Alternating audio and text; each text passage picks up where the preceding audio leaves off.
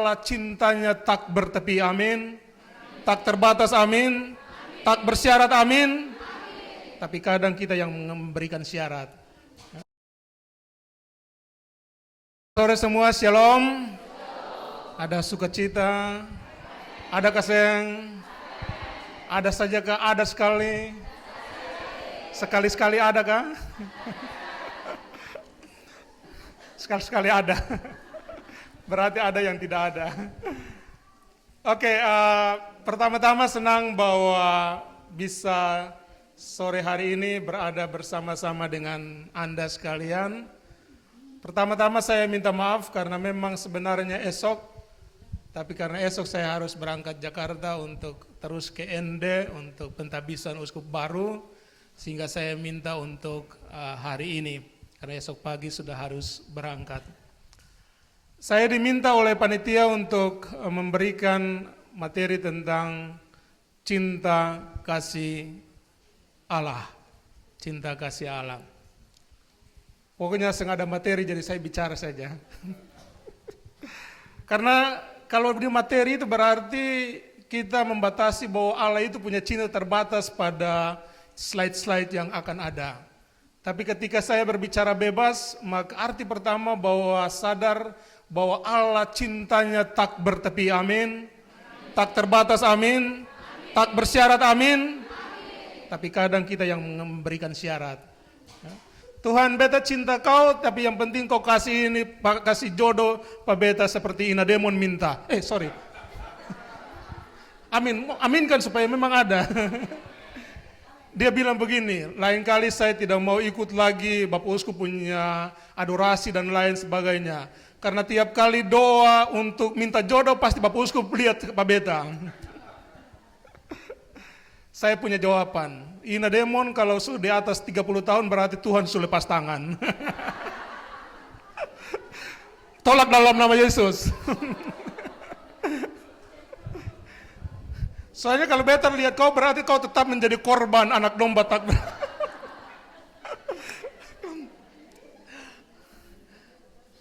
Juga yang lain-lain sebenarnya.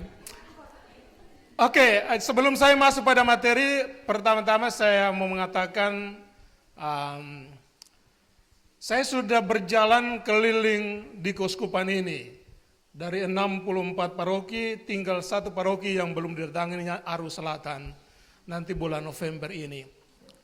Itu berarti saya merindukan satu hal yang terjadi dalam kelompok-kelompok doa adalah kelompok doa pun harus menyebar seperti itu. Amin. Karena apa artinya kalau cuma berdoa di kota Ambon?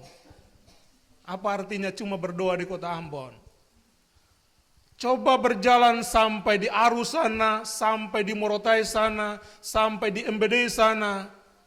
Roh melayang-layang tetapi rupanya belum roh tidak kuat membawa kamu orang pergi kemana-mana. Dan saya ingin merindukan itu bahwa karena saya punya keyakinan bahwa kalau semua kelompok doa dalam sebuah keuskupan, sebuah paroki, semua tumbuh atau semua aktif, maka paroki itu akan menjadi paroki yang hidup. Paroki yang hidup. Karena misalnya pada hari Minggu misalnya, karismatik mereka berdoa di sana, kerahiman di sana, Legio Maria di sana, dan lain sebagainya. Indah sekali itu. Tapi ini yang belum kita rasakan. Karena itu, sama seperti kelompok-kelompok yang lain pun, kelompok kategori lain, baik organisasi maupun ini, maka saya sudah bilang kepada Pastor Anton sebenarnya, saya punya cita-cita adalah selama 2 tahun ini kami berjalan kemana-mana dan kamilah yang memberikan rekoleksi kepada umat. Tapi saya punya kerinduan bahwa 3 tahun ke depan, 5 tahun ke depan, justru kelompok-kelompok seperti Anda inilah yang memberikan retret kepada uskup dan para imam. Itu baru betul. Karena kamu punya spirit yang berbeda-beda, semangat yang berbeda-beda. Kalau karismatik datang, misalnya kita turun hari ini di paroki Ahuru, karismatik 1 jam datang, Legio Maria 1 jam datang, Kerahiman Ilahi 1 jam datang, GIM 1 datang, maka betapa kayanya kita punya kekayaan rohani. Tapi ini yang belum terjadi. Maka saya bilang Pastor Lopez sebagai moderator kelompok, usahakanlah bahwa tahun ini mungkin belum, tahun ketiga, tapi tahun keempat sudah harus. Ketika saya turun di Kei, ketika saya ke Tobelo dan lain sebagainya, maka kelompok-kelompok itulah yang harus memberikan pengajaran kepada uskup. Dan saya pasti akan duduk untuk mendengarkan. Duduk untuk mendengarkan. Karena itu inilah yang saya rindukan. Sebagai uskup saya merindukan itu bahwa tidak hanya kelompok-kelompok kategorial, organisasi kemasyarakatan seperti Pemuda Katolik, PMKRI, WKRI yang jalan, tapi kelompok-kelompok doa pun seperti itu. Dan cita-cita yang berikut adalah, kenapa tidak kalau memang buat seperti dulu juga bahwa dalam misalnya 3 tahun ke depan, karismatik berkumpullah di satu tempat dan kita membuat lebih besar lagi. Mengapa tidak? Mengapa tidak? Pasti bisa kalau ada kemauan. Pasti. Dan itu harus dibuat. Karena apa? Karena saya punya keyakinan bahwa orang hanya bisa berbuat baik. Orang hanya bisa rela memberi. Orang hanya bisa rela melayani kalau dia disentuh dan diubah oleh Roh Kudus. Kalau tanpa itu orang tidak akan bisa. Kalau kita tidak memberikan motivasi rohani kepada orang, bagaimana mungkin seorang kaya bisa memberi kepada orang lain? Kan tidak mungkin. Tapi ketika kita memberikan dia tersentuh dengan pengalaman rohaninya, seperti yang tadi saya cerita itu, maka mereka akan memberi. Pastor Anton punya cerita-cerita luar biasa banyak. Dan beliau pasti akan ceritakan untuk kalian. Karena itu yang saya harapkan sebagai uskup untuk kelompok-kelompok baik kategorial kemasyarakatan maupun kelompok-kelompok doa di masa yang akan datang. Karena itu sejak awal saya kira waktu karismatik konvenda di sini saya sudah bilang kepada Ibu Ketua, Ibu Fong dan lain sebagainya, kali berikut ya jangan kasih biar uskup berjalan sendiri ke Tobelo sana, Morotai sana, MBD sana, ke Aru sana, berjalanlah dengan uskup. Kamu orang kan ada uang jadi bisa berjalan sama-sama. Mengapa tidak? Bulan November ada tantangan untuk pengurus di Dobo akan dibuat Pastor Anton bulan November di Dobo. Jadi coba supaya ketika kamu orang berjalan dengan uskup itu lebih dahsyat pengaruh kamu. Karena kalau kamu berjalan sendiri nanti orang Keita Nimber bilang, apa agama baru, apalagi yang lompat-lompat dan lain sebagainya ini. Tapi kalau dengan uskup maka dorang bilang, tetapi dorang berdiri di belakang sana, dorang bilang pelan-pelan saja. Dorang saya berani bilang di hadapan, uskup setuju mau apa lagi. Karena itu prinsipnya dari gereja bahwa kalau uskup sudah izinkan satu kelompok, tidak ada pastor, umat satu pun bilang, kami tolak. Bisa. Karena itu kalau di hari-hari awal kemurang, tahun-tahun awal kemurang berjalan dengan uskup, maka lebih lagi. Supaya nanti kekuatan itu dia ada baru berikut kemurang berjalan sendiri kan tidak apa-apa. Tapi kalau kemurang ya coba-coba sedikit, apalagi masuk di Keita Nimbar dan yang keras-keras seperti itu. Tapi percaya bahwa Tuhan punya cara untuk mengubah orang. Kadang pikiran kita terbatas, kadang kemampuan kita terbatas, tapi Tuhan lebih dari itu.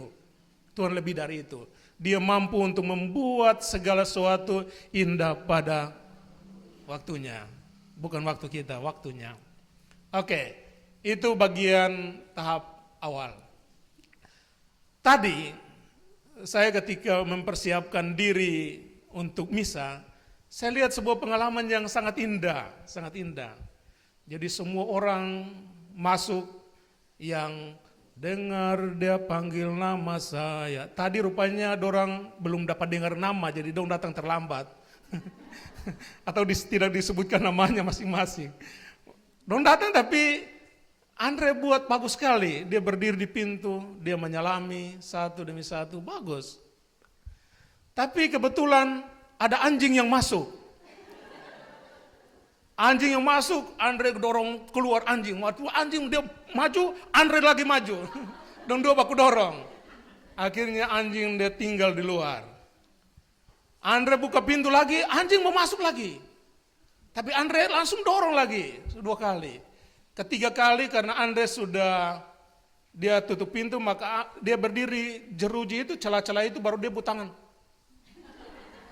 Tapi rupanya Andre tidak berbelas kasihan. Padahal dia mau untuk masuk itu. Ya kadang tanda-tanda kecil tetapi akan sangat bermakna ketika kita memaknai. Ketika kita memaknai. Sedangkan anjing saja dia mau datang berdoa, apalagi manusia harusnya. Oke. Paus Benediktus dalam permenungannya, Paus Benediktus itu Benediktus 16 yang sudah meninggal itu, dia adalah paus yang terkenal sangat pintar dari sisi ilmu, tetapi juga dia permenungan rohani. Kalau paus sebelumnya, Paus Yohanes Paulus kedua, dia adalah seorang orator. Dia kalau bicara, berkhotbah, itu berapi-api, sangat berapi-api. Tapi Paus Benediktus dia orang yang sangat tenang. Dia bicara di khotbah, sepertinya tidak menarik, walaupun maknanya sangat dalam secara teologis. Saya pernah di Manila dan saya punya seorang profesor itu dia mengatakan begini. Kalau Paus Yohanes Paulus kedua dia adalah uskup Roma. Jadi keuskupan Roma sebagai uskup, dia adalah uskup Roma, keuskupan Roma, dan kedudukan sebagai uskup itu sama dengan saya keuskupan Amboina. Dalam jabatan sebagai uskup pengganti para rasul, kami sama. Tapi karena dia menduduki takhta Petrus, maka dia adalah kepala gereja Katolik Universal. Karena dia menduduki takhta Petrus. Karena itu dia punya kewajiban dan hak adalah setiap bulan dia membuat pertemuan dengan para imam keuskupannya. Keuskupan. Perbedaan antara kedua paus ini, Paus Yohanes Paulus kedua, saya pernah di Manila dan ketika saya ke sana orang cerita bahwa dia pernah mengunjungi Manila, Filipina. Dia adalah paus yang menggagas pertemuan orang muda sedunia yang sekarang diteruskan. Tahun depannya 2000 tahun depan di Korea Selatan. Jadi kalau kamu orang ada ini lebih pergi Korea Selatan sudah. Daripada kamu nonton drakor terus, lebih kamu pi langsung sudah. Siapa tahu ina demo ndak balik suruh seperti drakor. Tapi nanti akan dibuat di Korea Selatan. Korea Selatan itu negara yang pertumbuhan iman Katoliknya sangat-sangat dahsyat untuk saat ini. Dan mereka adalah satu-satunya negara di Asia ini yang menjadi keuskupan mandiri. Keuskupan mandiri berarti keuskupan yang tak pernah meminta uang lagi dari Roma. Mereka bisa membiayai hidupnya sendiri. Dan tabisan mereka itu, satu kali tabisan itu di atas 100-200 imam. 100-200 imam. Iman Katolik sangat luar biasa di Korea Selatan. Oke, jadi Paus Yohanes Paulus II ketika dia datang ke Manila, dia kan sangat terkenal dengan jiwa mudanya. Karena itu dia membuat dengan di istana keuskupan, dia bertemu dengan orang-orang muda itu sampai jam 12 malam. Sampai jam 12 malam. Pada jam 12 malam, dia di hadapan ribuan orang muda, dia bilang, saya minta izin pamit supaya saya istirahat. Jadi jam 12 dia istirahat. Lalu suster yang menyiapkan kapel untuk nanti paus berdoa, suster dia karena paus dia pergi tidur jam 12, berarti suster dia hitung, berarti kemungkinan besar paus ini jam 4:30 atau jam 5 baru bangun. Kalau jam 4 atau 4:30. Kalau begitu suster dia bilang, kalau begitu saya sebelum jam 3 harus bangun lebih dulu untuk mempersiapkan kapel. Oke, paus pergi tidur. Sebelum jam 3, suster dia pergi ke kapel karena beberapa suster sehingga mereka bangun untuk mempersiapkan kapel karena Paus mau berdoa. Pada jam 3 pagi, dorang kaget bahwa di sana sudah ada Paus Yohanes Paulus II. Jam 3 pagi dia sudah ada. Padahal dia baru tidur jam 12 malam. Jam 3 dia sudah berdoa, dia berdoa sampai jam 5 baru misa pagi dilaksanakan. Jadi dia berdoa 2 jam sebelum itu. Cerita lain, seorang Swiss Guard, dia pada jam 3 pagi di Kapel Sistine, dia bangun dan seperti biasa dia ronda untuk dia cek keamanan dan lain sebagainya. Jam 3 pagi dia lihat lampu di Kapel Sistine sudah menyala. Dan ketika dia lihat, wah ternyata Pak Tua besar sementara berlutut untuk berdoa pada jam 3 pagi. Maka dia menulis dengan begitu indah, saya bersyukur bahwa waktu saya masih hidup, saya hidup dengan seorang santo. Walaupun waktu itu dia belum santo. Oke. Jadi kalau Paus Yohanes Paulus II dia bertemu dengan para imamnya seperti ini, maka ada pertanyaan. Kalau misalnya ada pastor yang bertanya, Bapak Paus, ini pertanyaan begini-begini. Kalau Paus Yohanes Paulus II, kalau dia tidak tahu, maka dia bilang kalau begitu nanti bulan depan saya datang kembali lagi dan saya akan memberikan jawaban. Karena memang dia tidak tahu. Atau dia ragu-ragu terhadap jawaban yang akan dia berikan. Kalau yang tahu dia langsung jawab. Beda dengan Paus Benediktus. Paus Benediktus dia kuasaikan sekitar 10 lebih bahasa.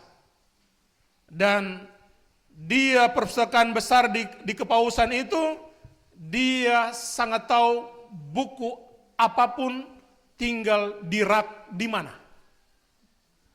Karena itu ketika dia punya para imam, mereka bertanya, maka saat itu pun dia akan memberikan jawabannya seperti ini. Pastor pergi ke ruang perpustakaan, ruang B, lalu di rak kedua Anda lihat buku itu di situ. Jadi sedetail sekali dia punya pengetahuan. Karena memang dia adalah kutu buku. Jadi dia sangat-sangat pintar. Jadi perbedaannya, mereka dua berbeda dalam soal pengetahuan, tapi ada satu, kami punya profesor bilang satu kesamaan. Satu kesamaan adalah ketika mereka sudah duduk di mereka punya ruangan kerja, ketika Anda melangkahkan kaki masuk di pintu mereka, aura kekudusannya sudah melingkupi Anda. Dan Anda akan merasakan seperti surga. Betul-betul seperti surga. Walaupun memang ketemu belum alami. Kau mau alami surga? Silakan pergi duluan.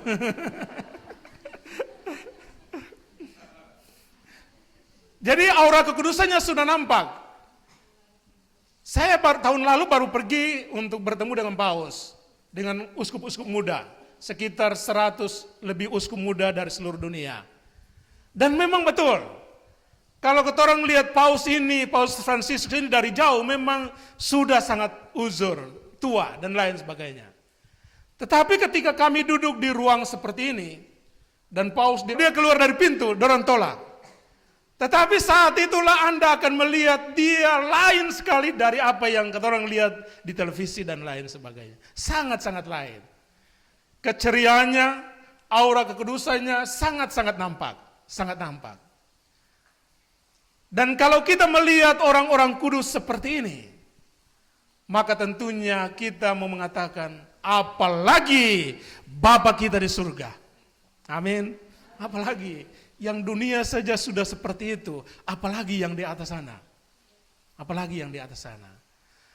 Karena itu ketika saya berbicara tentang cinta kasih Allah, maka saya mau mengatakan, semua orang boleh mengklaim dia ada cinta, tetapi untuk kasih pada orang lain, untuk berbagi pada orang lain, belum tentu semua bisa melakukan. Jadi kalau cinta itu hanya ada pada diri sendiri, maka itu adalah egoisme, cinta diri.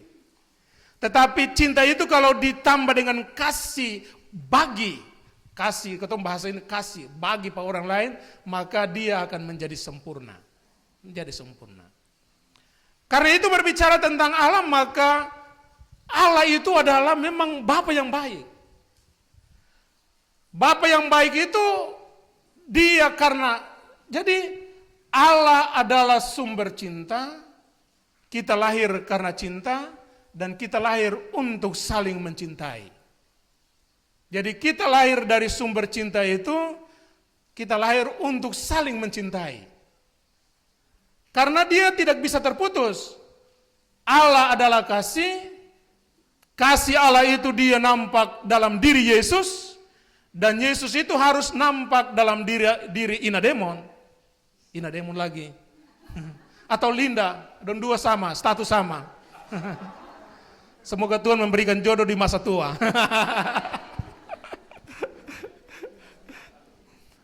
Jadi harus nampak. Maka ketika misalnya saya lihat Ina Demon,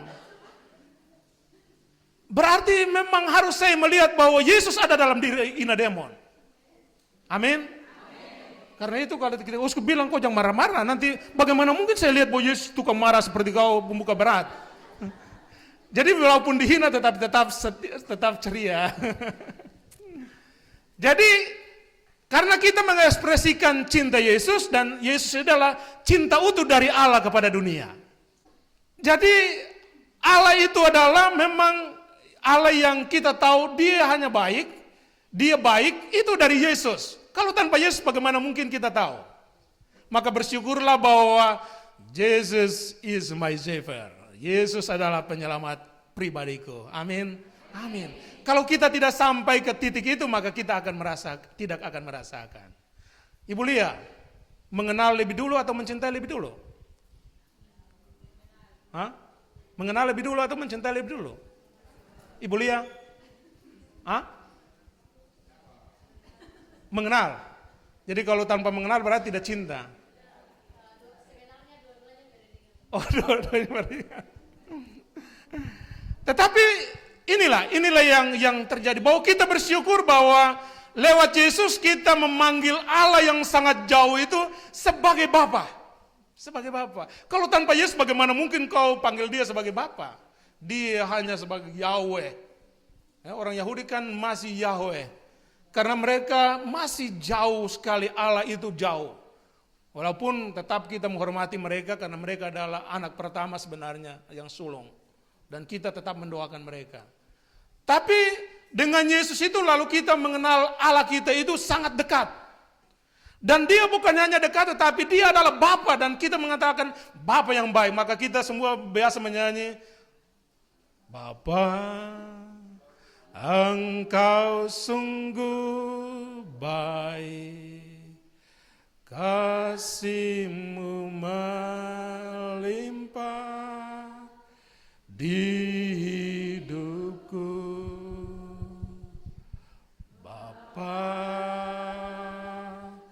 ku berterima kasih berkat-Mu hari ini yang Kau sediakan bagiku. Kunaikan. Kunaikan syukurku buat hari yang Kau beri. Tak habis-habisnya kasih dan rahmat-Mu, selalu baru dan tak pernah terlambat pertolongan-Mu, besar setia-Mu di sepanjang hidupku. Oke, memang dia adalah Bapa yang baik. Karena itu Tuhan itu rindu bahwa kita harus mengenal Dia sebagai memang Bapa yang baik. Dan bagaimana supaya Tuhan itu Dia nampak? Maka Dia nampak lewat peristiwa inkarnasi atau Natal. Dalam diri Yesus putra Natal sendiri. Maka dalam Yohanes berapa dikatakan ibu ini begitu besar kasih Allah? Yohanes? Maklum orang baru. Yohanes 3 ayat 16. Begitu besar kasih Allah akan dunia sehingga menyerahkan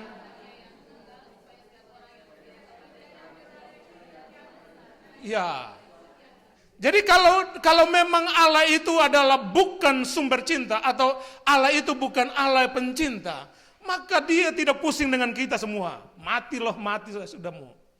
Apalagi sudah buat dosa lah mau cinta lagi. Coba kamu orang satu mengkhianati. Lihat kalau Pak itu khianati, rasa-rasa mau pisah saya, seterlambat. Tapi dia begitu satu saja, makanya saya selalu mengatakan, kalau orang berdosa itu, kalau kita berdosa, maka Tuhan hanya buat satu hal dalam hidupnya, dalam keseluruhannya adalah Dia menanti kita datang kembali. Dia menanti kita datang kembali. Karena tujuan Dia adalah supaya tidak ada seorang pun yang tidak selamat. Semua harus selamat ketika kita percaya kepadanya. Itulah tujuan Allah mencintai kita. Maka kalau Allah itu tidak mengampuni, Allah itu tidak mencintai, maka Dia bukan Allah sebenarnya. Kalau Dia menghukum kita, kalau Dia menolak kita, maka sebenarnya Dia bukan Allah. Maka kekhasan ciri khas Allah adalah Dia mencintai kita tanpa syarat. Walaupun ibu Lia punya dosa bertumpuk-tumpuk, tetapi datang di kamar pengakuan semua selesai. Dalam sekejap.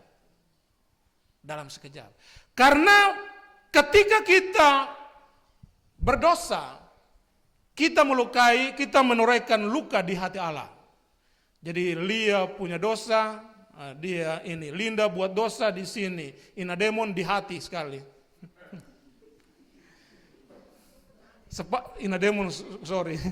Separuh di tangan dan lain sebagainya. Tapi dengar, luka-luka Allah itu hanya bisa tersembuhkan ketika Dia mengampuni.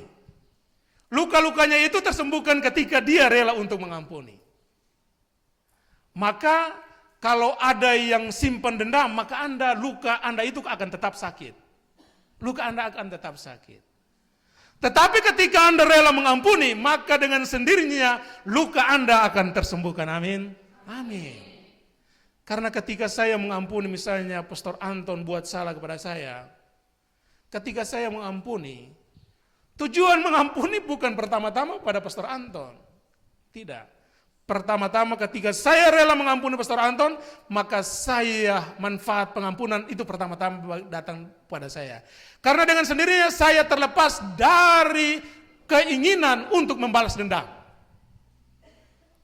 Dan kedua tentunya pembebasan bagi dia. Karena dia merasa sudah terlepas.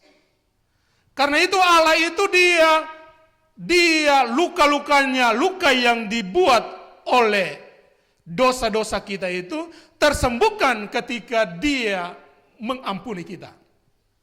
Dan itu mencerminkan atau menjadi ciri khas dari Allah yang baik itu. Allah yang baik.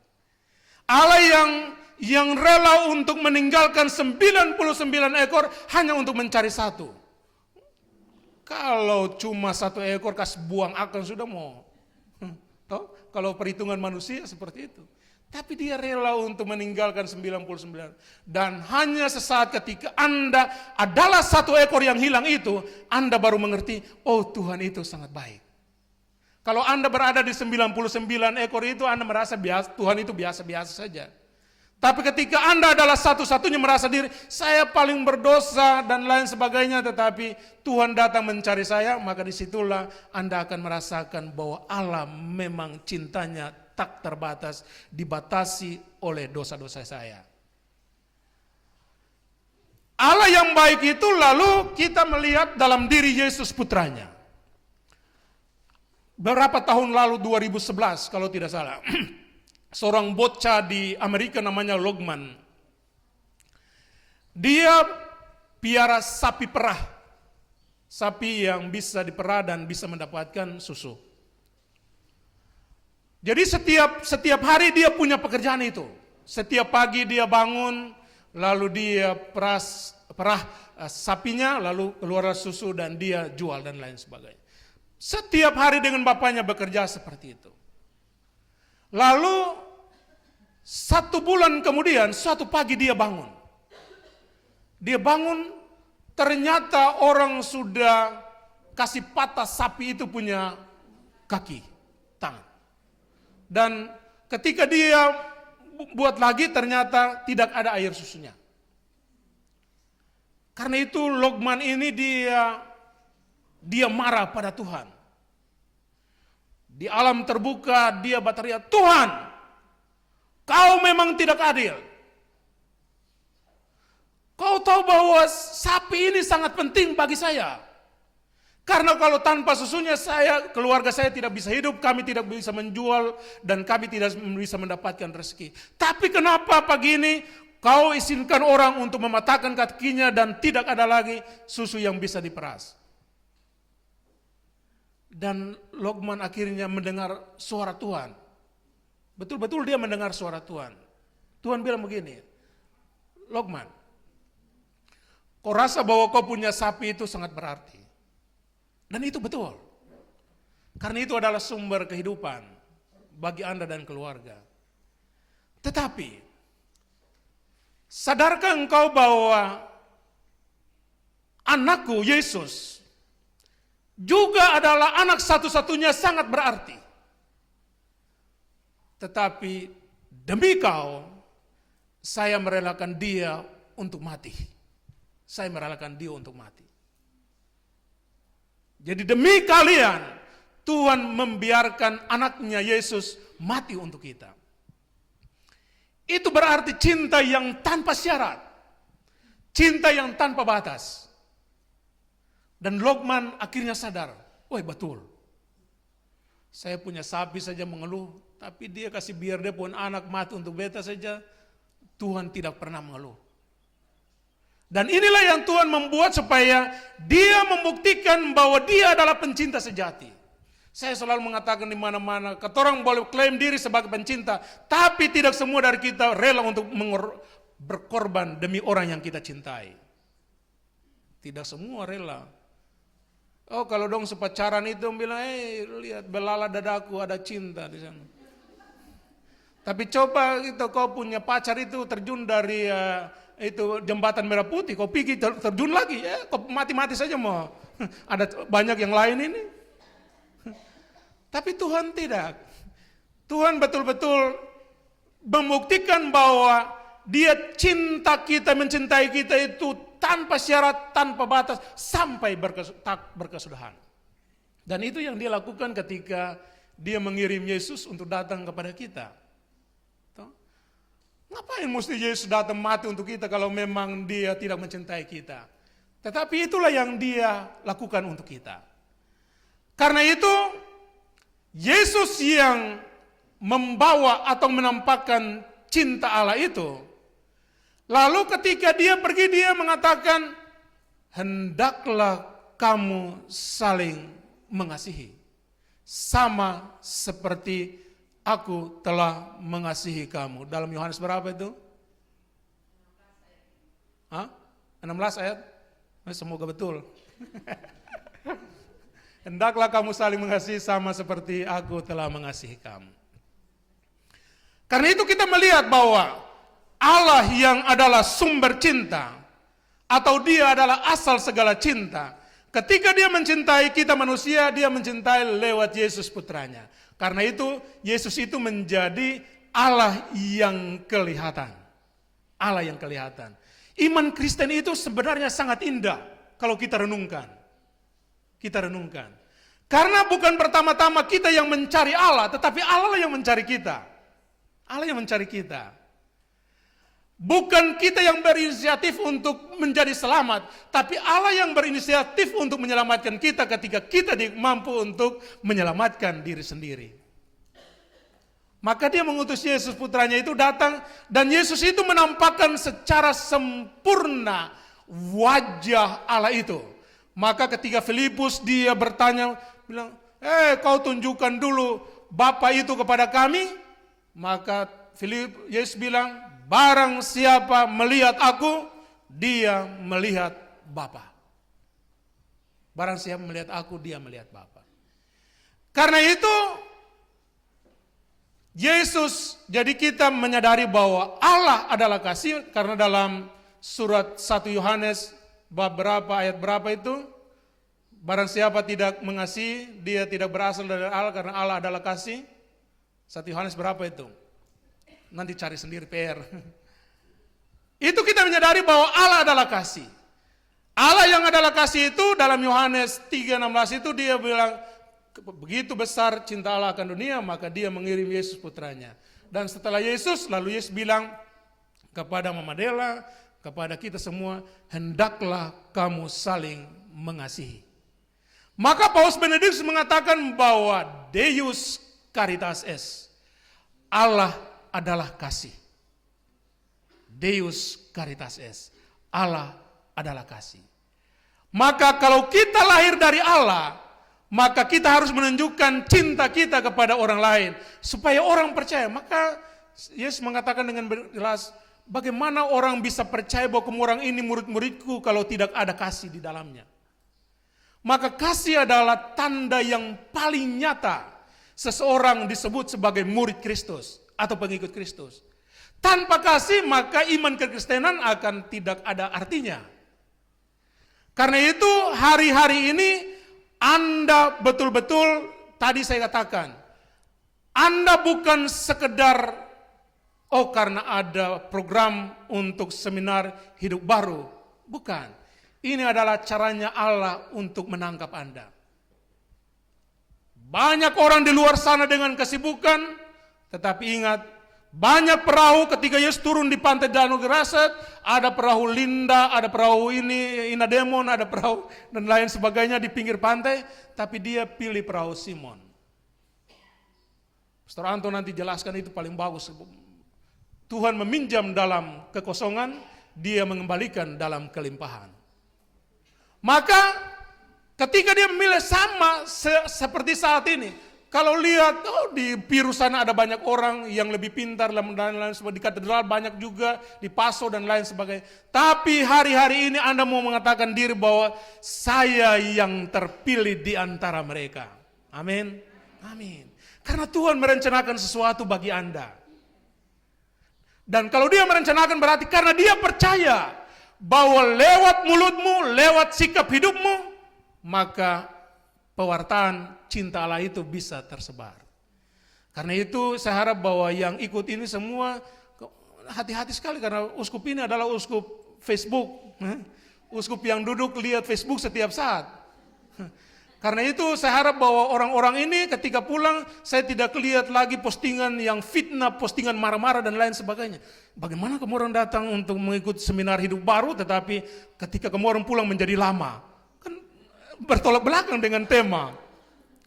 Karena itu harus ada pembaharuan. Maka tadi bacaan tadi sangat luar biasa bahwa Coach Charles dan teman-teman, Pastor Anton dan teman hari-hari ini sampai esok, mereka hanya sekedar menghantar Anda untuk melihat, pilihannya ada di sini. 1, 2, tinggal kamu orang pilih yang mana.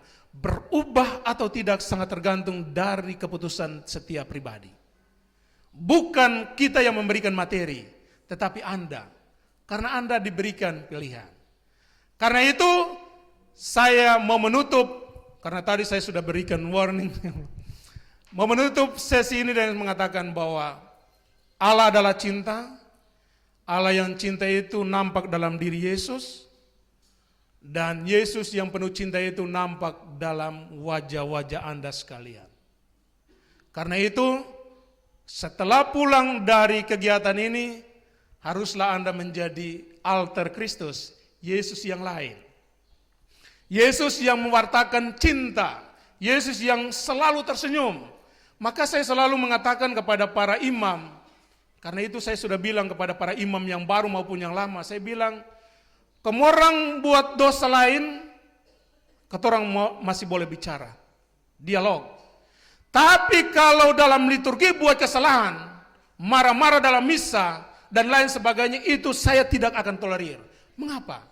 Karena hanya sesaat ketika seorang imam merayakan misa dengan baik, saat itulah ribuan mata ini melihat Kristus.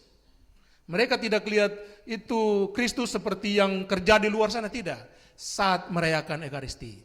Maka saya berharap ketika Anda pulang dari seminar retret ini, Anda betul-betul diperbaharui selama 2 hari ini, dan pulang ketika orang lihat, wah, dia lewat, wow, lihat itu. Dia bercahaya. Jangan sampai kamu orang pulang dari sini, lalu kamu lewat dong, ada tete momo yang lewat itu. Ada nenek momo yang lewat, saya yang boleh. Harus punya keyakinan bahwa saat ini adalah saat pembaharuan diri, saat Anda seperti Yesus di Gunung Tabor, penampilan bercahaya. Bercahaya itu lewat, makanya jamu, jaga mulut. Jaga mulut supaya, jaga mulut tapi mulut mungkin tidak ini, tapi jaga jari-jari, karena sekarang jari-jari lebih cepat daripada otak. Setulis baru menyesal, saya setulis salah, fitnah orang, tetapi menyesal terlambat. Jadi sekali lagi, Anda dipilih oleh Yesus untuk menampakkan cinta Bapa kepada dunia. Sekian dan terima kasih.